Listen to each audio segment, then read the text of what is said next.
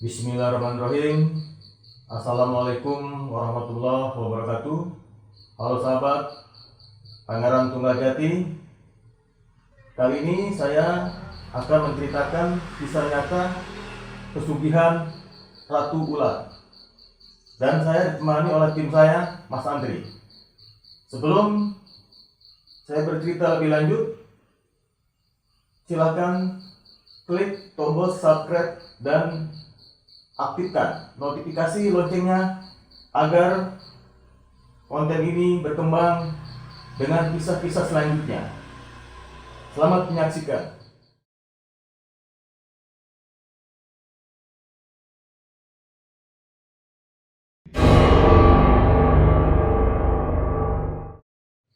Dalam suatu hikayat, saya akan menceritakan pesugihan Ratu Ular. Terkisah ada dua sahabat. Dia selalu berjalan berdua dalam suka dan duka. Dia bekerja bersama-sama. Kadang-kadang dia juga dapat pekerjaan serabutan sebagai tandur, tanam padi. Lalu dia dibayar dengan upah sesuai dengan perjanjian. Dia seperti itu. Kadang-kadang dia juga berdua kerja bangunan, kerja keras, dia berdua di berjalan terus. Pertama yang namanya yaitu bernama Salman, yang kedua Hartono. Salman dan Hartono ini selalu berusaha untuk hidup. Dia tidak punya apa-apa, bahkan dia tidur pun di saung di tempatnya petani. Ada dibuatkan saung untuk dia tidur berdua, ya. Dan sambil jaga padi-padi itu apabila menguning, kalau ada burung-burung, dia akan mengusir burung itu supaya tidak makanin padi itu. Karena kalau burungnya makanin padi, padinya akan berkurang nanti hasil panennya. Sahabat semuanya, dalam hikayat ini dia bekerja serabutan apa saja, tapi dia tetap saja dia bilang kepada sahabatnya si Salman ini, kepada Hartono, Hartono, kenapa ya kita nggak bisa kaya-kaya?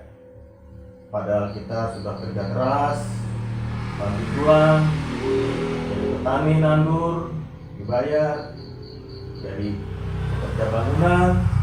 Tapi kenapa kita tidak kaya-kaya? Lalu Hartono merenung dan berpikir, lalu menjawab pertanyaan dari Salman.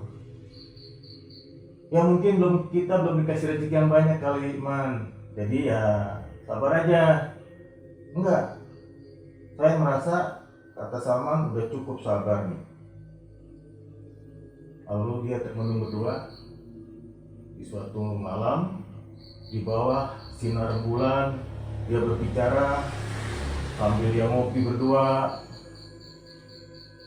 Lalu Salman berkata, Hartono, gimana kalau kita datang suatu tempat?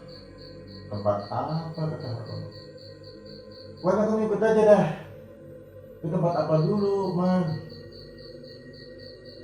Tempat pesugihan. Katanya kamu jadi orang kaya. Iya, tapi kalau kaya kayak itu sulit kaya seperti itu. Sulit kenapa? Kita nanti pasti ada tumbalnya dong kalau kita nanti datang transaksi pesugihan. Terus gimana, Man? Ya kalau saya sih, kata Salman, saya udah nekat. Yang penting saya jadi orang kaya. Kalau perlu, nyawa saya taruhannya. Terus Hartono termenung. Ada rasa takut, rasa ingin tahu, karena dia juga merasa hidupnya gak menentu. Dan dia ingin juga jadi orang kaya. Sama lalu bicara sama Hartono. Hartono, gimana? Setuju gak? Gimana tempatnya, Man? Udah, kamu ikut saja. Oke lah, saya ikut. kau juga nekat hidup begini terus, nggak bakal kaya-kaya, kita dihina orang, dibully orang, bahkan kita dipandang sebelah mata. Ya udah, kalau setuju, besok pagi kita berangkat ke tempat pesugihan itu. Tapi di mana, Man? Ya udahlah, kamu ikut aja. Nanti juga ketemu tempatnya. Aku yang tahu tempatnya. Kata Hartono, ayolah, kita berangkat. Nah, sahabat ini berdua berangkat. Cara diam-diam, pagi-pagi dia bangun, langsung dia ngelamun dulu. Nah, terus sama nanya lagi kan, Tom, apa yang mau pikirin? Enggak, ayo, gue udah nekat dah. Karena hidup juga udah banyak penderitaan kita, suka duka kita. Yaudah, saya setuju. Apapun yang terjadi, kita berangkat ke tempat pesugihan itu. Ayo, berangkatlah kedua sahabat ini dengan jalan ongkos seadanya. Sampailah dalam suatu hikayat ini, sampailah ke tempat yang dituju. Dia lihat dari jarak berapa meter, Hartono nanya sama Man, Man, kenapa kok banyak mobil di situ? Kamu harus tahu toh, itu orang yang berhasil pesugihan. Ah, yang mana kamu? Ton, ngapain saya bohong sama kamu? Kita udah lama bersahabat, suka duka, haus, lapar, kerja bareng. Itu udah lama. Nggak mungkin saya bohongin kamu. Ya deh, Man, saya nekat, Man, ikutin kamu apa yang terjadi. Tapi ingat, jangan tanggung-tanggung. Kita nanti ketemu dengan juru kuncinya. Baik, Man. Dalam suatu hikayat, dia melihat mobil berbaris, ada mobil sedan, mobil Mercy, mobil yang lainnya. Nah, dia bertanya sama orang yang ada di sekitar situ. Mungkin orang kamu situ ya. Ternyata bukan orang kamu situ, dia asisten juru kunci.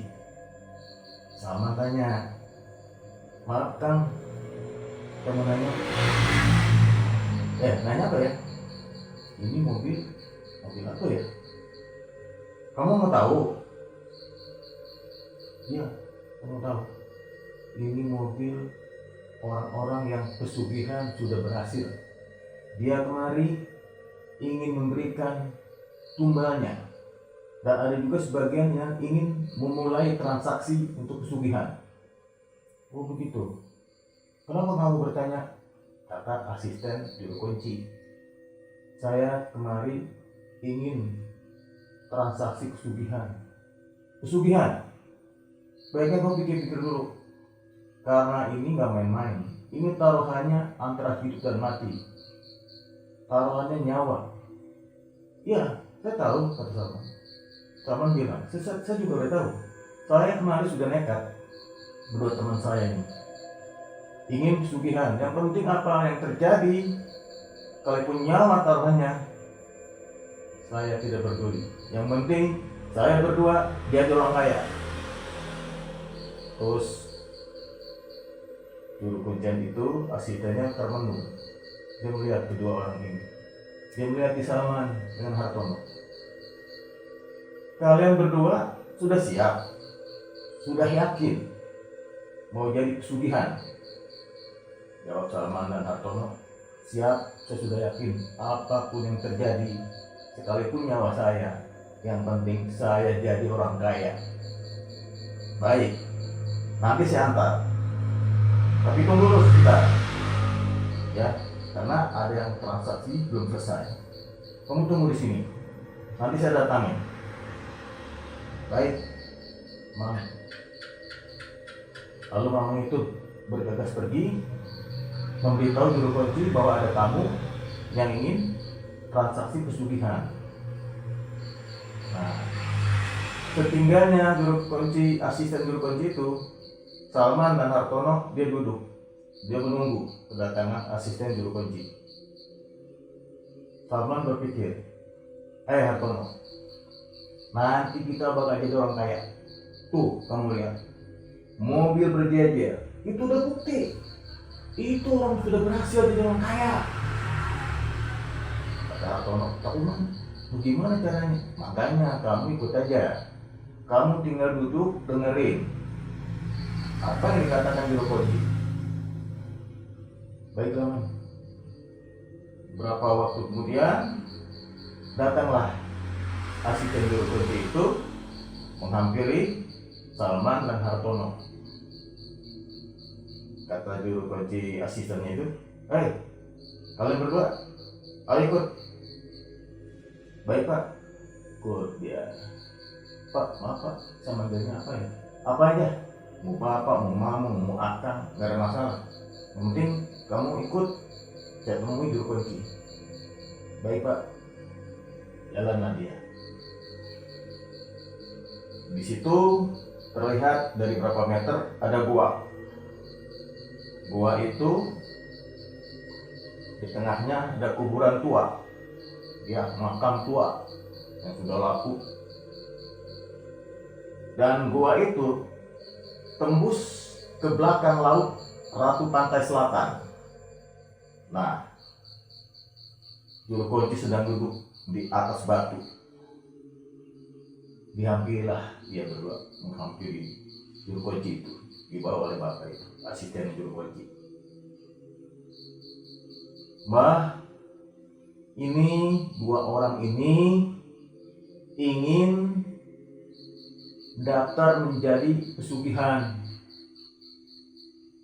Coba lebih dekat, dia suruh datang kembali. Kalian berdua, cium tangan kalian sama mbah itu. Dia adalah Juru Kunci. Baik pak. Salman dan Hartono cium tangan dengan mbah Juru Kunci. Kata mbah itu, kalian berdua duduk. Apa benar kalian berdua ingin pesugihan? Bener mbah, saya ingin pesugihan. Pikirkan dulu, ini tidak main-main. Pesugihan itu taruhannya nyawa, dan juga nyawa orang lain. Jadi kalian jangan sembarangan ingin pesugihan. Kalian pelajari pesugihan itu apa. Pesugihan itu tumbanya pasti ada. Kamu mendapatkan kekayaan dan kamu berikan tumbal. Bagaimana? Coba pikirkan dulu. Mbah, kami berdua sudah nekat, Mbah. Apapun yang terjadi, sekalipun nyawa korban, taruhannya, tumbanya, saya rela. Yang penting saya jadi orang kaya. Mbah itu lalu mengaku, baiklah, kalau emang kamu sungguh-sungguh, kamu harus tahu petunjuknya. Apa mbah petunjuknya? Begini ya, nanti kamu puasa di goa itu 3 hari ya.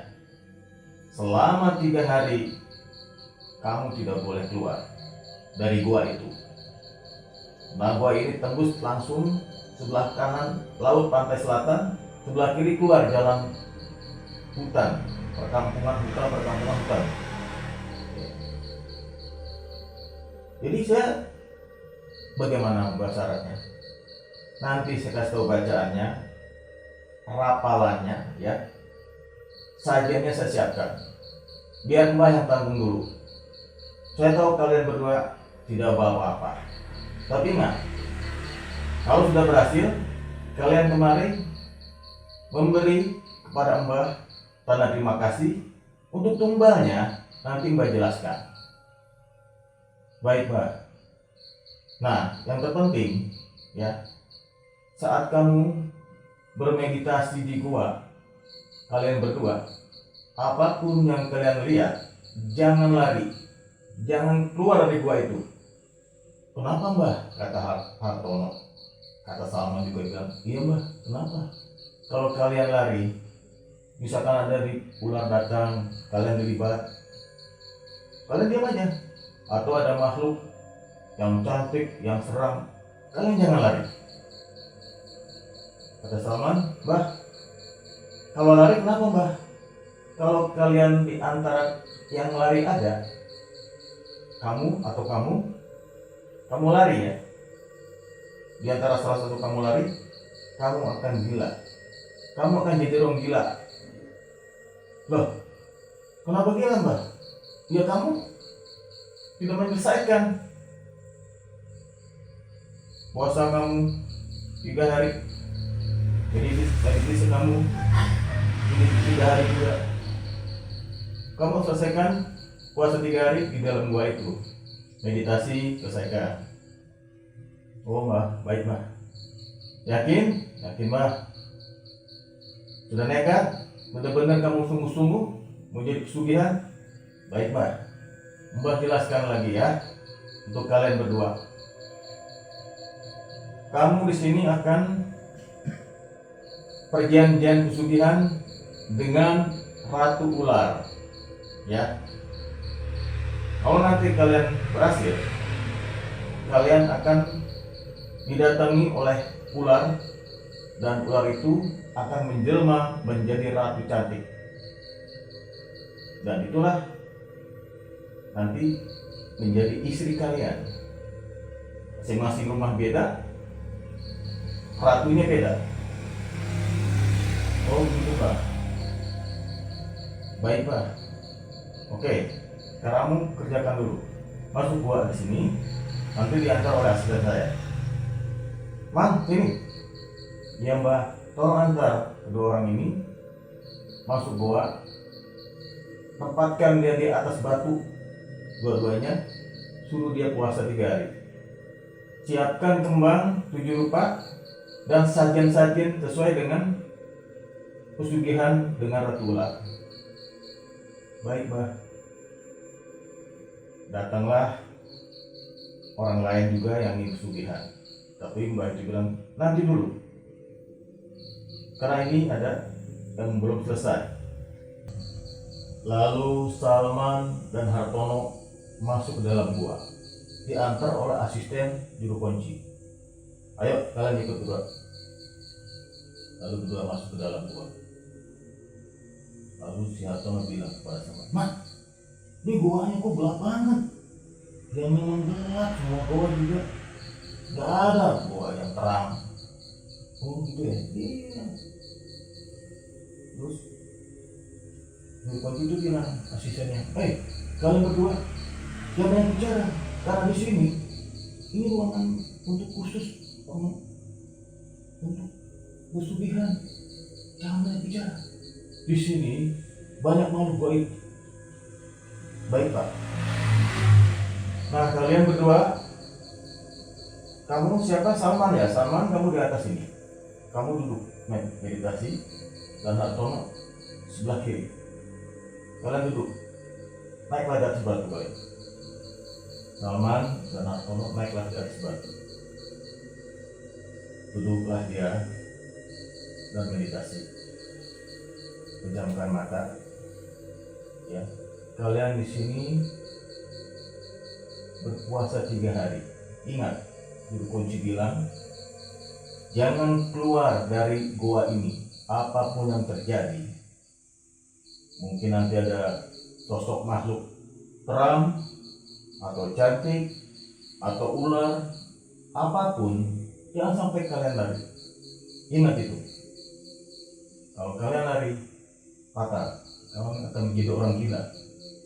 Dan gila itu susah disembuhkan. Baik Pak, silakan kalian duduk mulai. Salman dan Hartono duduklah dia di atas batu. Dia pejamkan mata. Dia membaca mantra sesuai yang dikasih oleh juru kunci. Sekarang kalian saya tinggalkan, kata asisten juru kunci. Kalian di sini 3 hari menginap.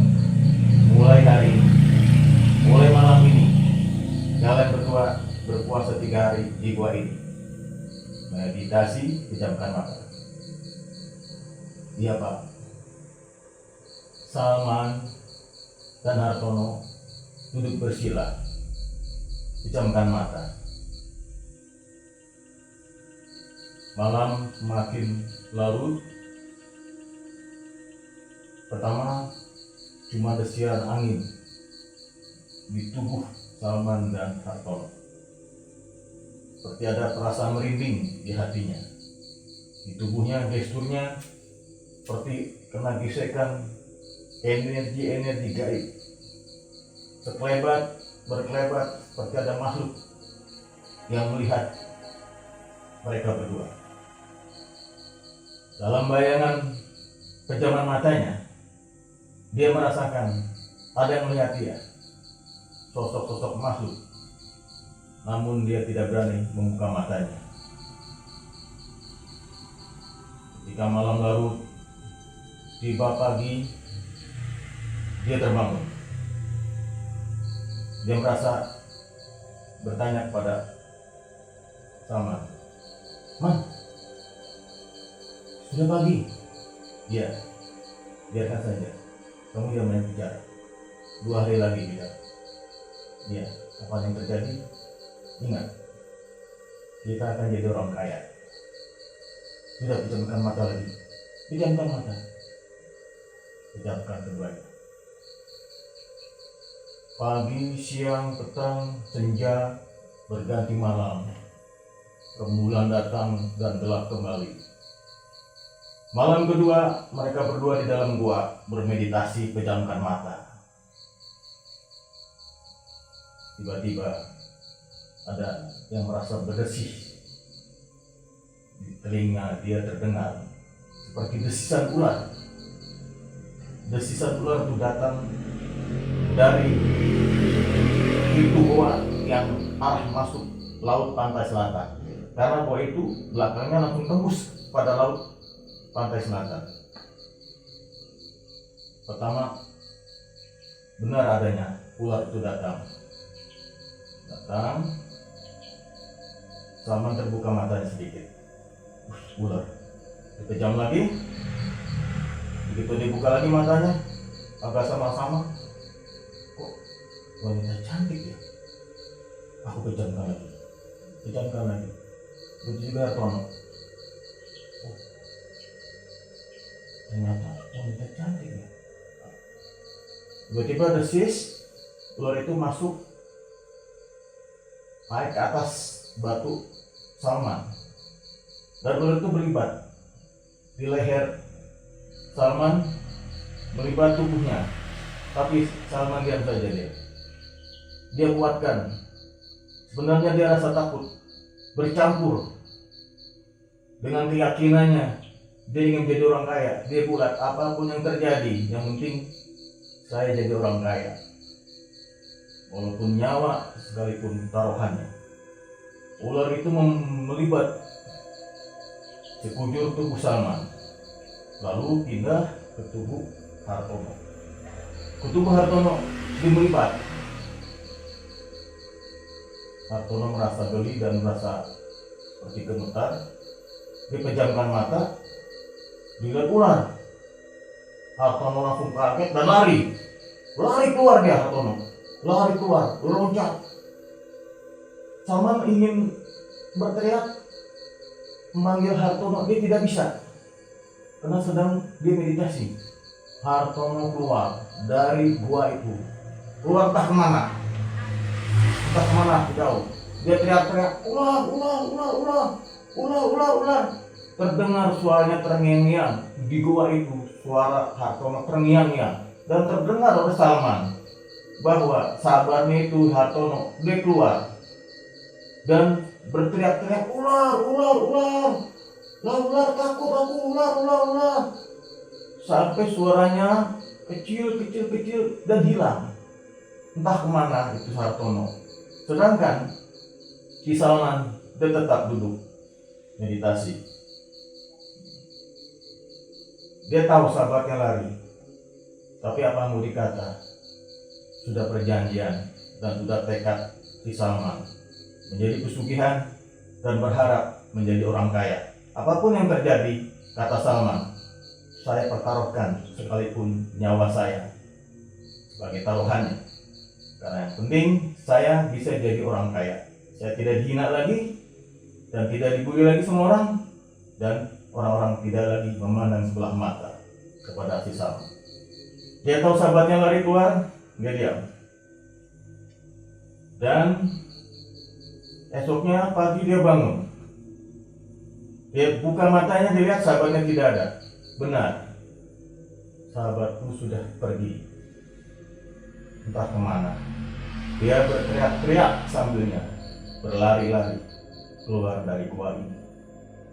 Salman terpejam lagi. Hari ketiga, pagi, siang, senja, berputar waktu, datang malam lagi. Datang malam,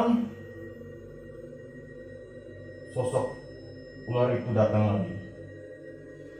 Ular itu berdiri di hadapan Salman, dan ular itu menjelma menjadi seorang ratu. Dialah yang disebut Ratu Ular.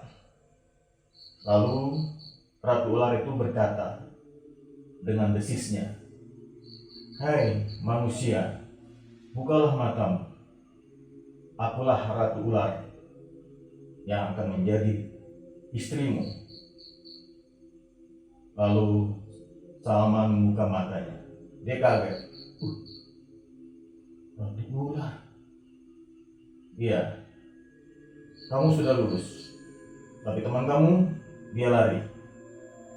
Sekarang temuilah juru kunci. Kamu akan menemui persyaratannya dan ceritakan apa adanya kepada juru kunci itu. Pejamkan matamu kembali. Pejamkan mata. Salman langsung tidak tahu apa-apa lagi. Tahu-tahu dia pagi, dia bangun. Pas dia bangun, pagi.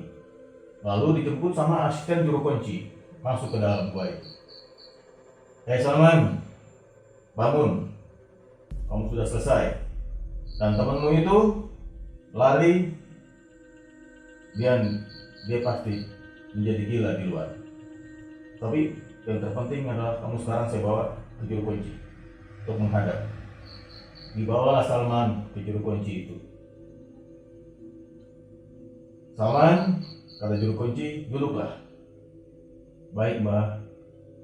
Apa yang kamu temui selama 3 hari di sini, di dalam gua?" "Begini, Mbah.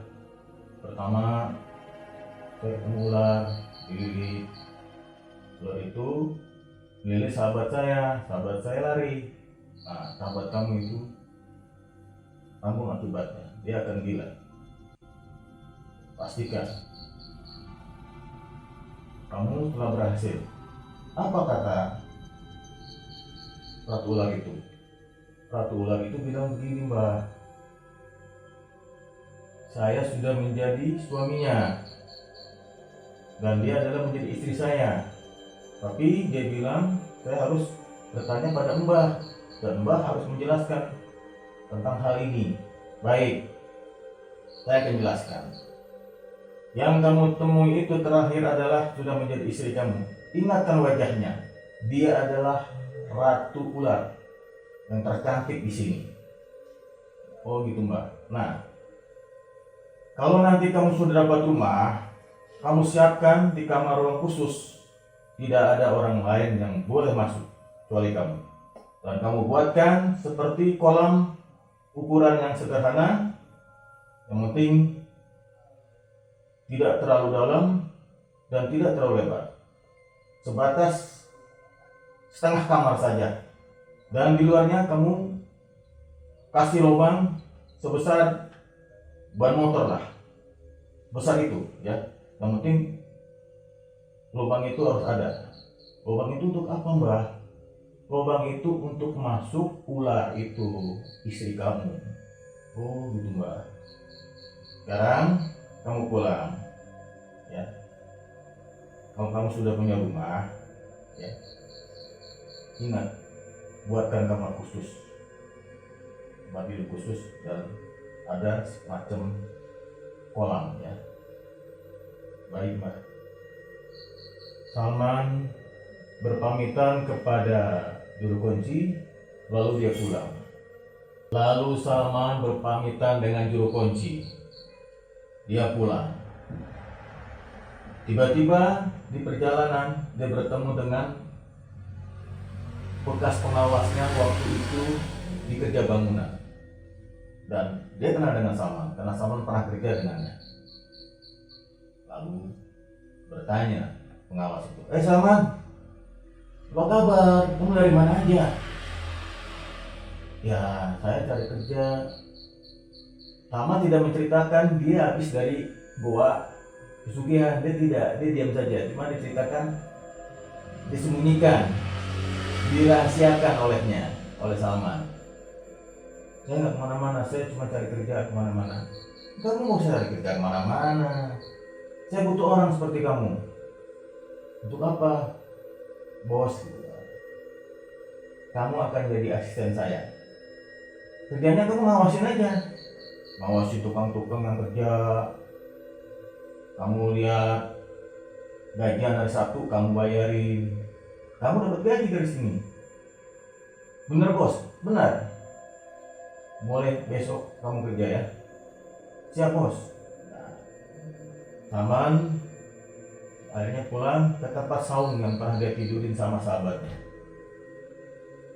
Di saung dia duduk termenung dan dia sangat bahagia sekali bahwa Salman akan mendapat pekerjaan dari bos pengawas bangunan itu. Tapi ada yang dia sedihkan karena sahabatnya harus lari entah kemana. Dia bingung mencari kemana. Akhirnya karena dia sudah nekat dan sudah ada perjanjian dengan pesugihan Ratu Ular, sudahlah, dia tidak hiraukan lagi sahabatnya itu. Esok pagi Salman menemui bosnya itu, pengawas bangunan. Bertemu, Pak, saya Salman datang. Oh Eman, silakan duduk. Nah, sekarang kamu awasi ini semua bangunan-bangunan ini. Tiap hari Sabtu kamu kasih gaji mereka dan kamu punya gaji sendiri dari saya. Baik Pak. Setelah itu Salman kerja berhari-hari. Sabtu dia dikasih uang, kasih tukang-tukang, gajiannya dapat uang.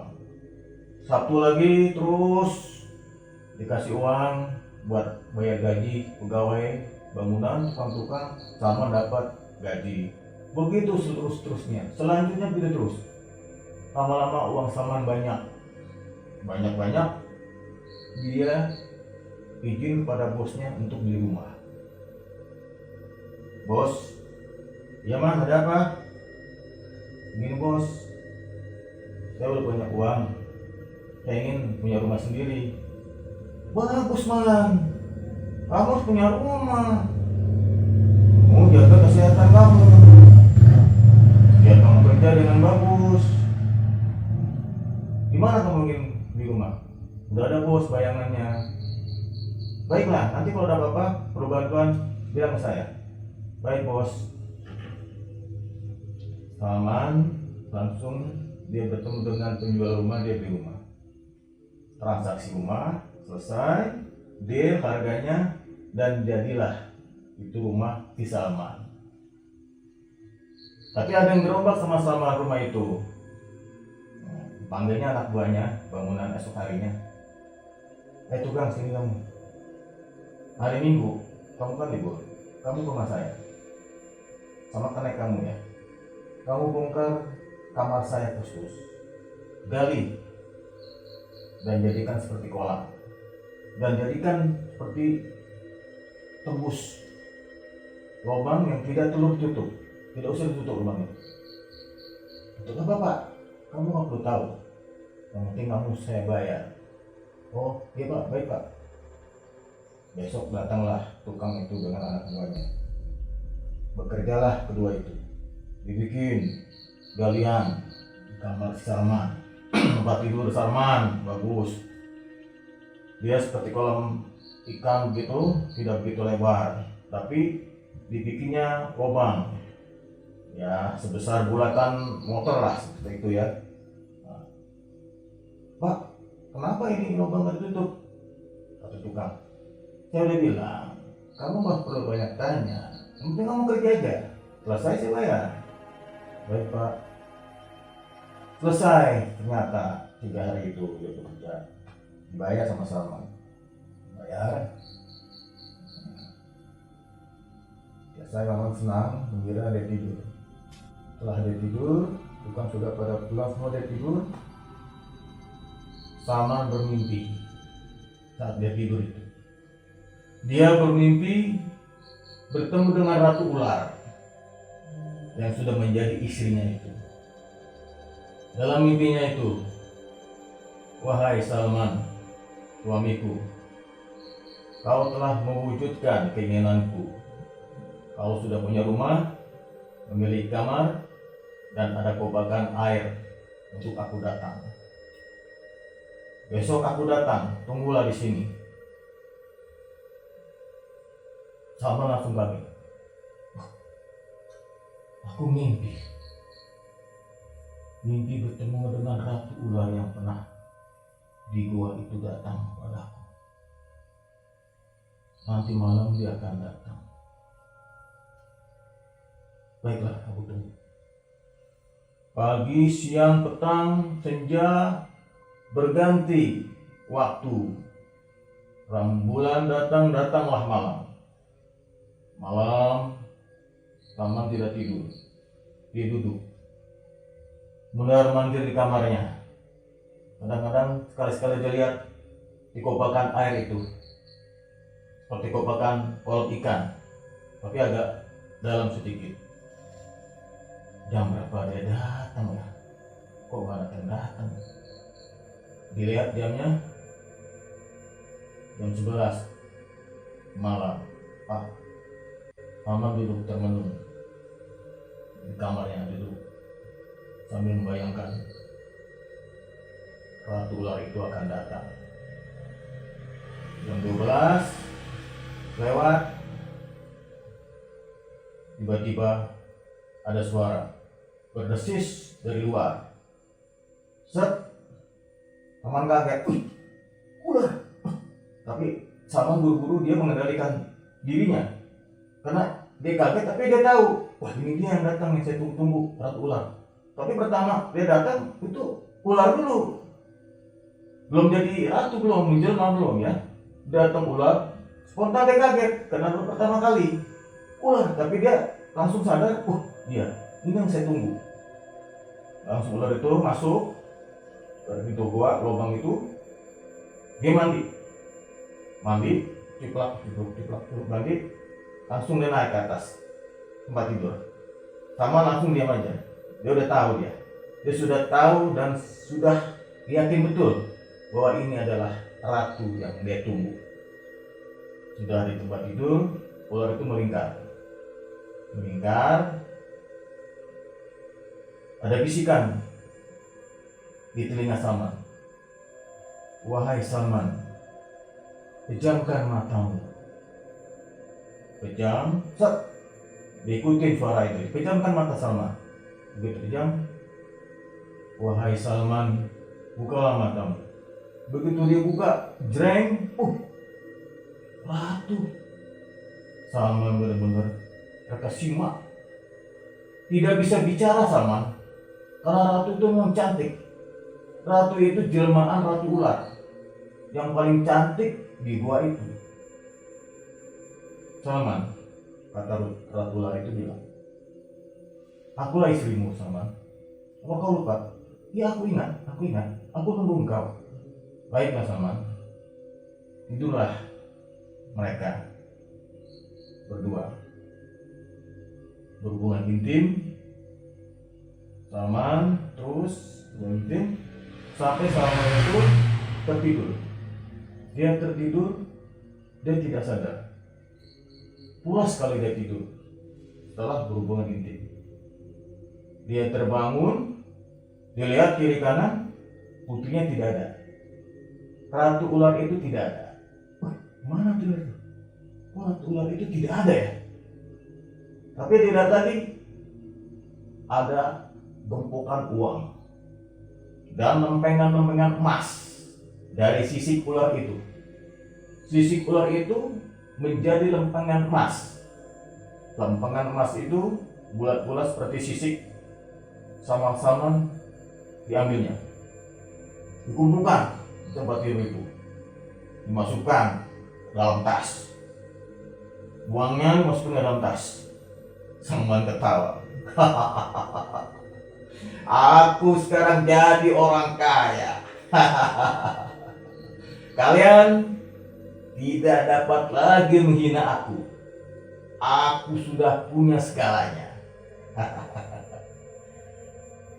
Begitu Salman merenung, kumpulkannya uang,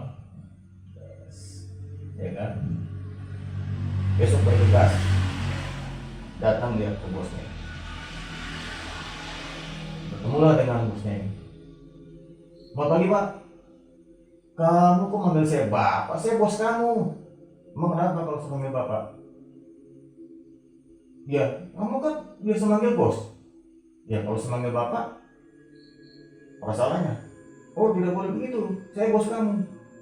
Tuh dulu, tuh kemarin. Sekarang bukan lagi. Maksud kamu apa, Man? Saya tidak lagi bekerja sama Bapak. Kenapa? Sudahlah, saya izin. Saya tidak mau kerja lagi. Kenapa rupanya, Man? Apakah ada kesalahan dari pihak saya? Tidak. Saya cuma izin doang. Saya tidak mau bekerja lagi di sini. Saya punya pekerjaan baru. Pekerjaan apa? Tapi Salman tidak akan menceritakan. Itu rahasia. Rahasia pribadinya Salman. Kata bosnya Salman, ya Man, kalau emang kamu mau berhenti kerja ya sudah. Tapi saya kan tidak bisa memaksa. Iya Pak, saya berhenti kerja. Saya ada kerjaan baru. Lalu Salman pergi meninggalkan bosnya. Dia tidak lagi bekerja sebagai asisten pengawas. Karena dia pikir, ngapain saya kerja? Orang sudah banyak duit. Saya mas punya. Duit banyak. Salman sudah mulai takabur dan sombong. Ada timbul dendam di hatinya. Karena dulu dia miskin, hina orang. Kadang-kadang orang memandang sebelah mata pada si Salman. Dia mulai dendam. Makanya kita tidak perlu dendam. Makanya jadinya seperti ini, seperti Salman. Dia lupa dan asal muasalnya dia dulu susah, miskin. Cuman kegetiran miskinan itu, dia banyak hina orang, dipandang sebelah mata. Akhirnya sekarang dia tertawa. Sekarang aku sudah jadi orang kaya. Tidak perlu kerja lagi. Aku akan didatangi oleh Ratu Ular. Dan Ratu Ular itu akan memberiku uang dan lempengan emas. Lalu Salman pulang bergegas. Sampai di rumahnya, dia duduk di bangku. Dia teringat pesan dari juru kuncinya. Dia harus datang ke sana melaporkan pertemuan pertamanya oleh Ratu Ular. Lalu Salman langsung pergi ke tempat juru kunci. Kata Salman, oh iya, aku harus laporan ke juru kunci. Langsung Salman bergegas pergi ke tempat juru kunci. Perjalanan berjam-jam datang, ketemulah juru kunci. Ketemu, kebetulan juru kunci itu sedang tidak ada tamu. Salman langsung datang. Mbah, saya datang. Oh, kamu Salman? Iya. Salman rupanya datang tidak seperti kemarin. Dia datang dengan pakaian necis. Sudah beda. Sudah jadi orang kaya si Salman. Dengan siapa kamu datang? Saya sendiri Mbah. Oh iya. Apa yang kamu ingin sampaikan? Mbah, saya sudah bertemu dengan istri saya Ratu Ular yang Mbah nikahkan ke saya. Dan dia sudah memberinya uang dan juga lempengan emas. Sekarang saya bawa. Ini untuk apa dan bagaimana? Terserah Mbah. Mbah, saya harus bagaimana setelah saya mendapatkan uang ini? Oh iya, Salman. Sekarang begini saja. Uang itu sebagian kamu simpan sama Mbah sebagai pengganti sajian-sajian waktu itu untuk biaya perkawinan kamu pada Siratullah. Terus Salman terdiam dan mengangguk. Setuju. Baik Mbah, saya setuju. Mbah atur aja. Baiklah Mbah. Sekarang uang itu serahkan ke Mbah sebagian saja. Sebagian lagi dengan emasnya untuk kamu. Kamu atur aja. Baik Mbah. Lalu diserahkannya uang itu kepada Mbah dan Salman duduk terdiam. Salman, sekarang Mbah akan jelaskan semua persyaratan yang kamu harus patuhi. Pertemuan pertama dengan Ratu Ular ini sudah menandakan kamu sudah pesugihan, sudah direstui menjadi manusia pesugihan. Salman, Mbah akan sampaikan persyaratan kepada kamu. Mulai nanti kamu sudah mendapatkan persyaratan tumbal. Kamu harus memberikan tumbal manusia. Terserah kamu siapa orangnya yang akan ditumbalkan. Bagaimana Salman? Baik Mbah, baik Mbah. Saya akan siap menumbalkan. Ingat Salman, kalau kamu tidak bisa menumbalkan orang lain, kamu yang akan ditumbalkan. Ingat itu. Karena kamu sudah mendapatkan kekayaan dari Ratu Ular itu. Dan konsekuensinya adalah kamu harus menumbalkan itu. Kalau kamu tidak bisa menumbalkan orang lain, diri kamu sendiri yang akan ditumbalkan. Mengerti Salman? Mengerti Mbak? Saya mengerti. Saya siap. Baik kalau begitu. Sekarang nanti malam kamu siapkan, Ratu Ular itu akan datang menemui kamu di ruang kamar seperti biasa. Silakan sekarang kamu tinggalkan gua ini. Kembalilah ke tempatmu. Dalam hikayat, Salman langsung berpamitan untuk pulang. Mbah, baik Mbah, saya pamit pulang. Saya akan tepati janji saya untuk memberikan tumbal manusia. Baik Salman, jangan lupa ya, ingat itu. Kalau kamu tidak bisa menumbalkan orang lain, kamu sendiri yang akan ditumbalkan. Ingat pesan itu ya. Baik Mbak. Lalu Salman bergegas pulang ke tempatnya. Dalam suatu hikayat, Salman sampailah di rumahnya. Dia merenung dan melamun. Siapa ya kira-kira yang akan saya tumbalkan? Suatu ketika dia duduk di ruang tamu, datang orang kampung. Bos Salman. Ya, siapa kalian? Begini bos, saya ingin melaporkan di pasar ada teman bos.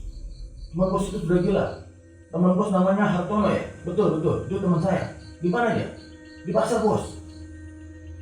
Baik. Kalau gitu kita, ayo berangkat bareng-bareng. Nanti nih mobil dengan saya bareng-bareng ya. Ayo bos. Ayo Pak. Tinggal cerita. Dalam suatu hikayat, Salman dan orang-orang pasar itu datang ke pasar untuk menemui temannya yang sedang gila itu. Langsung jalan dengan mobil. Salman sudah punya mobil, punya supir. Supirnya langsung dibilang, kamu ikutin orang kampung ini ya ke pasar. Baik bos, kata supirnya. Langsung mobilnya jalan menuju pasar. Dalam perjalanan singkat cerita sampailah di pasar. Salman turun. Dan akhirnya juga turun, coba antar aku ke tempat temanku itu. Orang pasar datang, ayo bos, saya antar bos, diantar. Dilihat dari kejauhan, Saman melihat Hartono. Di dekatnya, oh benar Hartono. Pakaiannya kumal, rambutnya acak-acakan, bajunya sudah robek, menyatu dengan daki-daki, dan tidak terurus lagi. Dia benar-benar gila.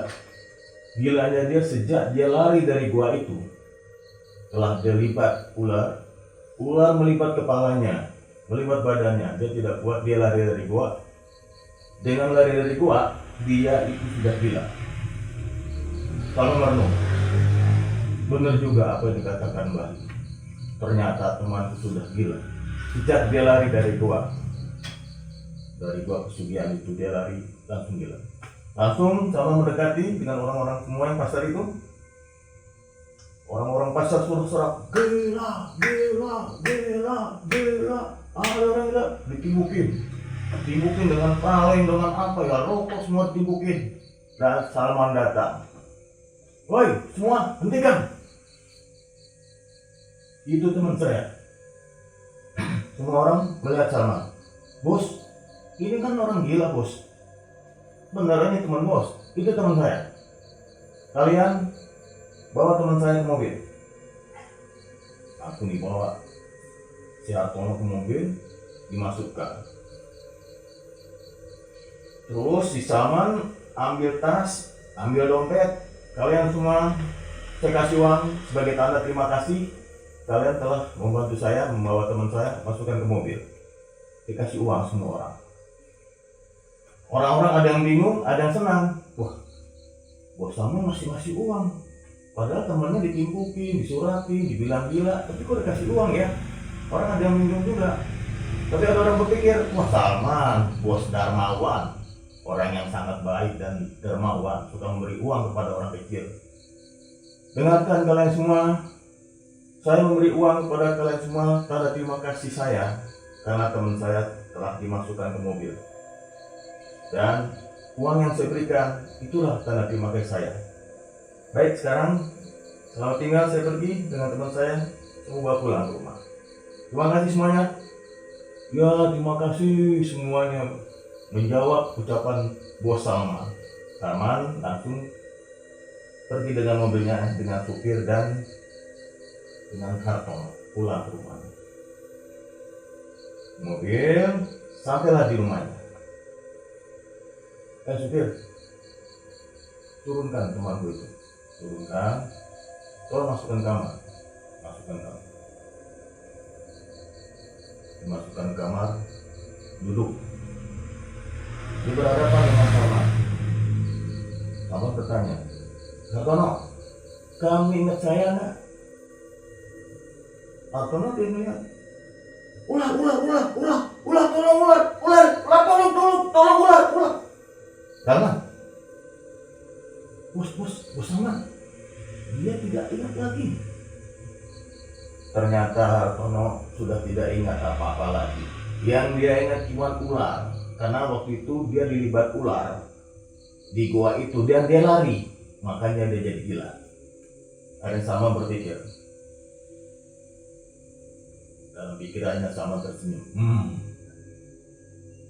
Ini lebih baik si Hartono ini aku jadikan tumbal. Aku tidak perlu lagi mencari orang.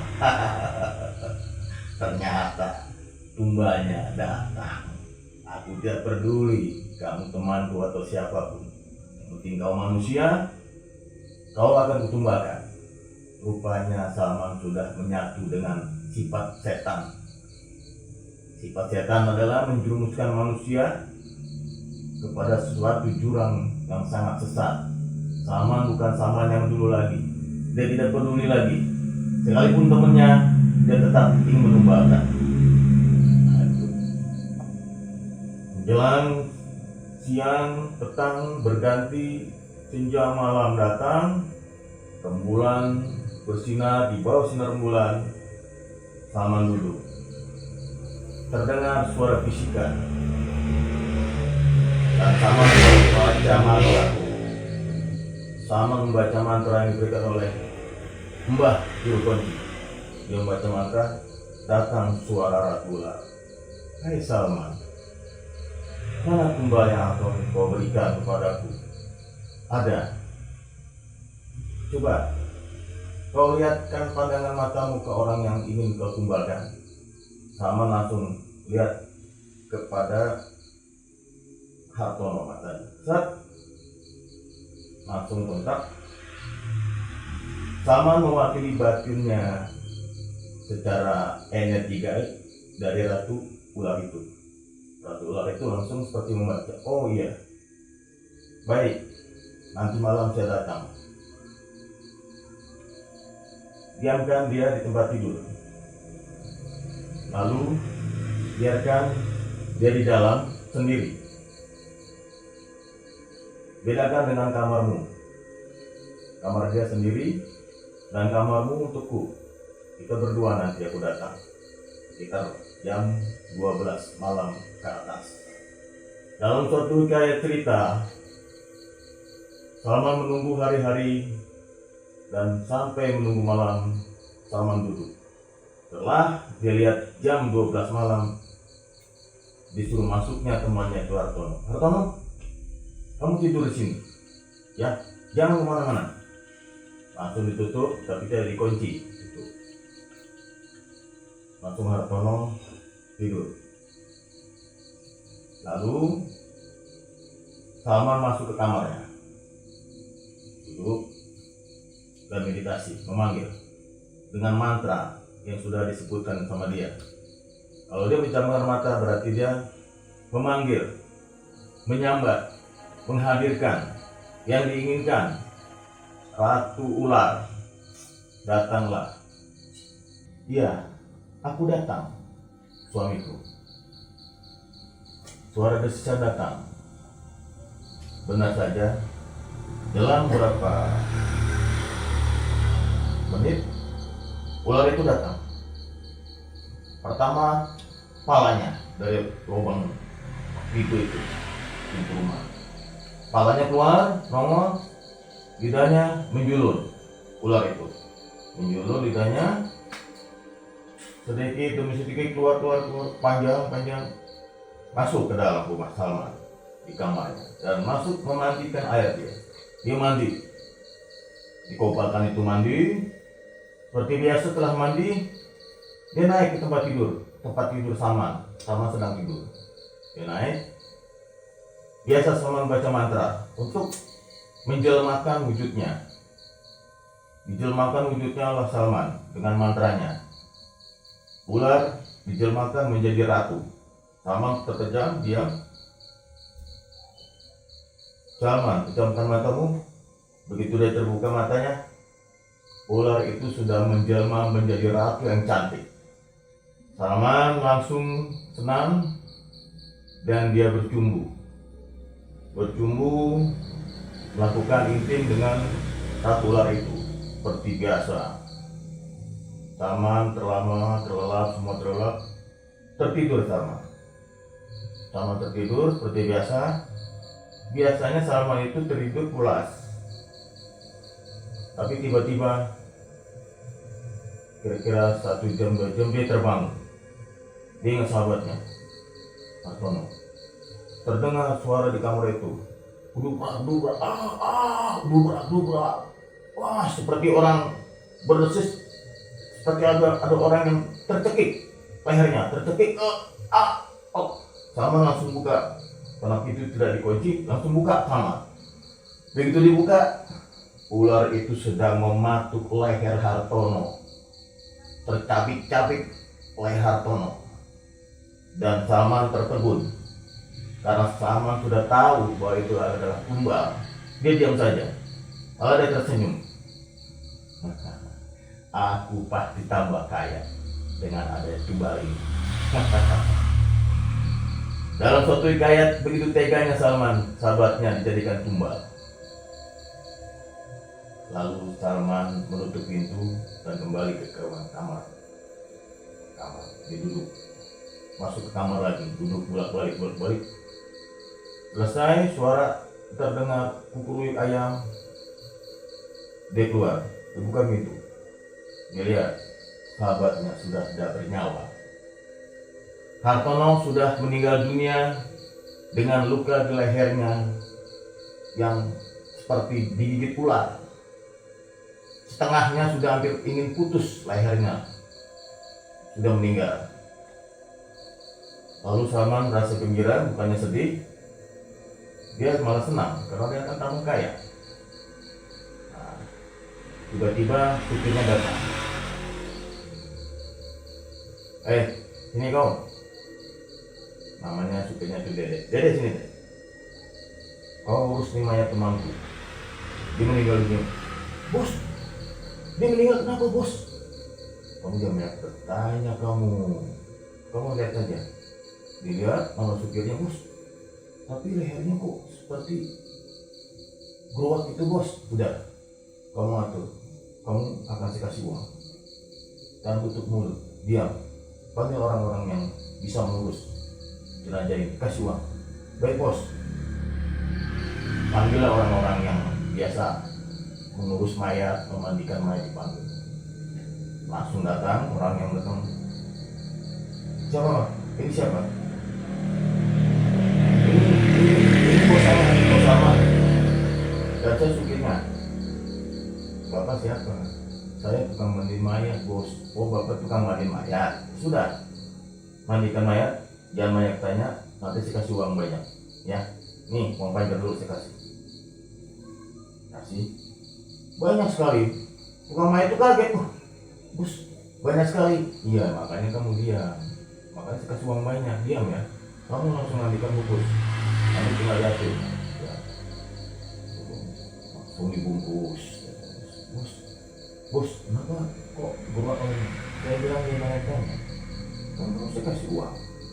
Berarti kamu diam. Baik bos. Langsung dibungkus.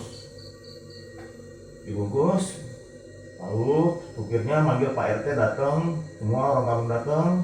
Seperti biasanya langsung dibawa dikubur. Kuburan tidak jauh karena tanah di situ luas sekali.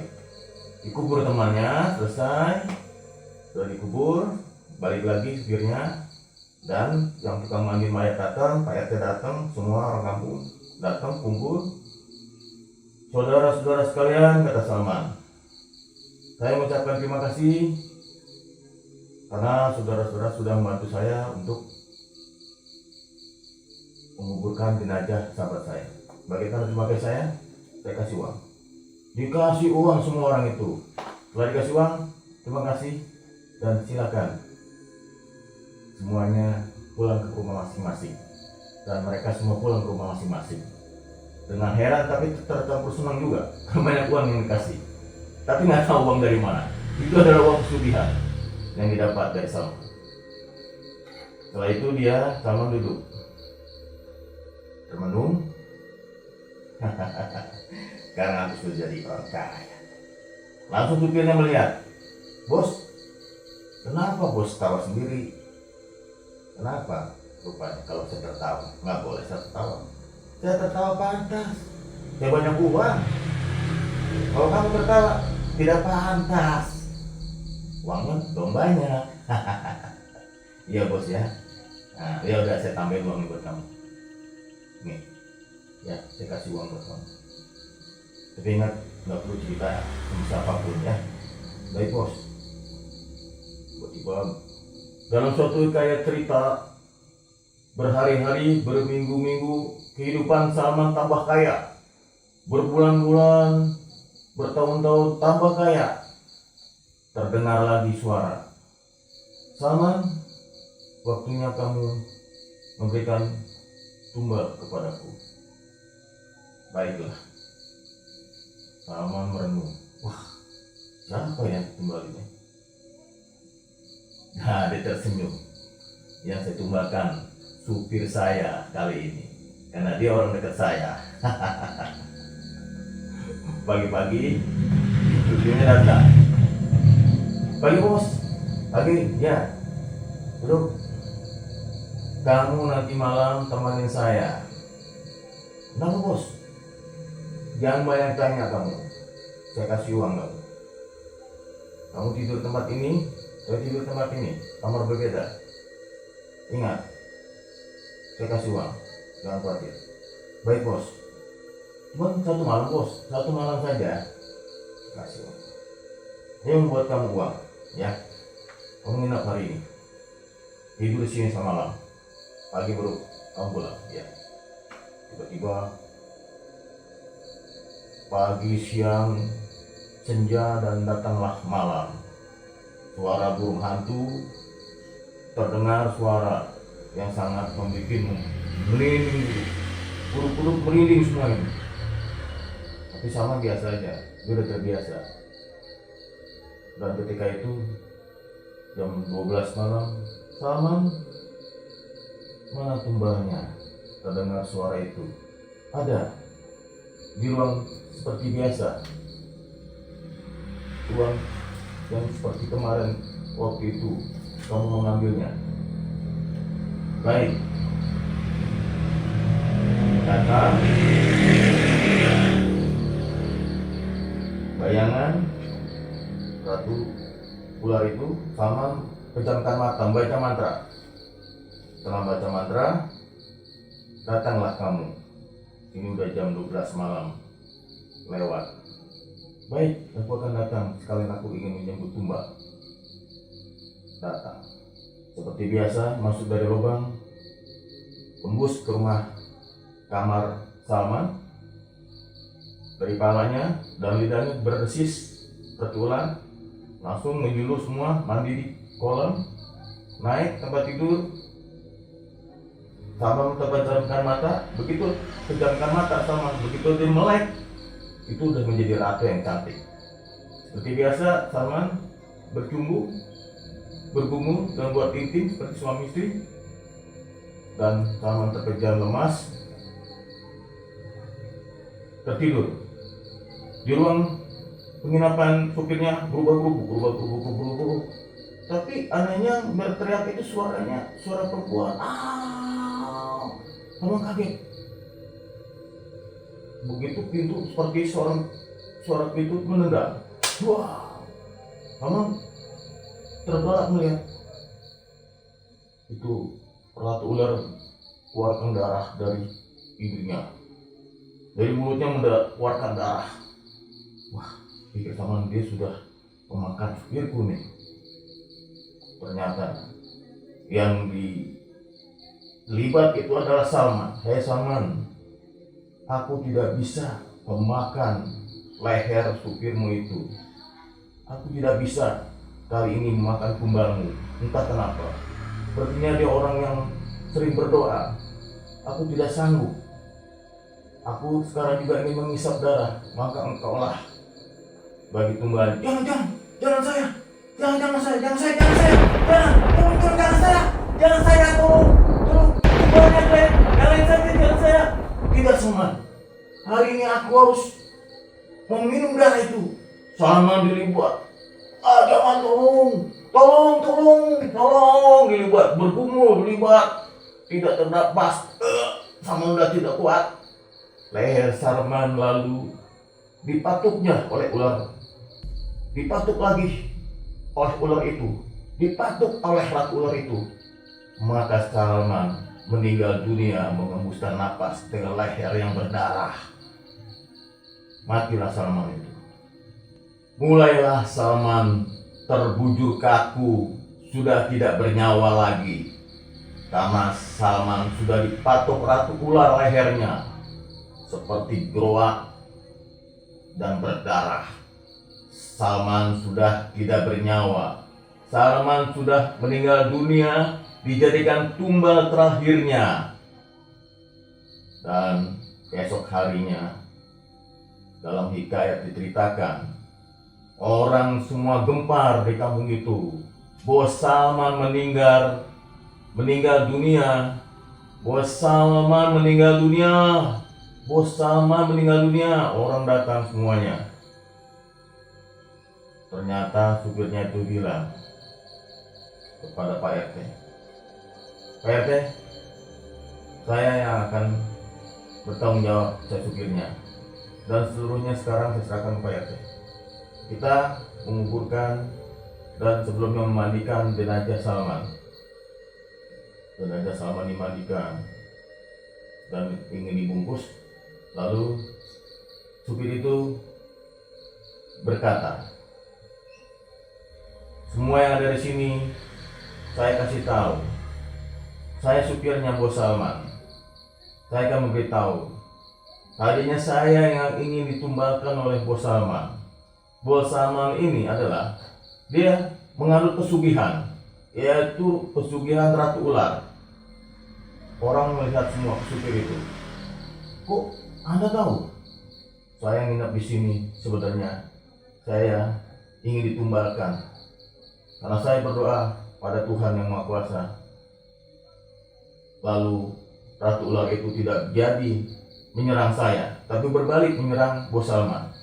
Dan akhirnya Bos Salman yang menjadi tumbal untuk pesugihan dirinya, yaitu pesugihan Ratu Ular." Oh, orang-orang mengerti. Saya berpesan dalam suatu ayat, dalam kehidupan apapun, janganlah berputus asa. Bekerjalah, kejar-kejarlah cita-cita, bekerjalah dengan baik, bekerjalah dengan halal. Rezeki itu bisa dicari. Jangan seperti Bos Salman, akhirnya dia yang jadi tumbal. Jadi sahabat sekalian, saya berpesan untuk diri saya juga dan untuk semuanya, bahwa dalam hidup itu tidak perlu berputus asa, karena ada Tuhan yang akan memberikan dan Maha Bijaksana, Maha Pengasih lagi Maha Penyayang. Bekerjalah, bekerja dengan yakin dan ikhlas. Insya Allah akan mendapatkan jalan dan mendapatkan rezeki yang halal. Tidak perlu menganut pesugihan, karena menganut pesugihan itu sama dengan bersekutu dengan setan. Dan setan itu tujuannya menjerumuskan manusia, pada akhirnya manusia itu akan sesat.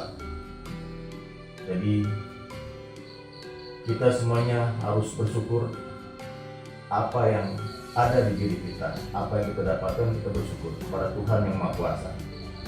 Demikian sahabat-sahabat sekalian, saya mengucapkan banyak terima kasih atas perhatiannya. Saya akan melanjutkan episode selanjutnya. Terima kasih. Wassalamualaikum warahmatullahi wabarakatuh.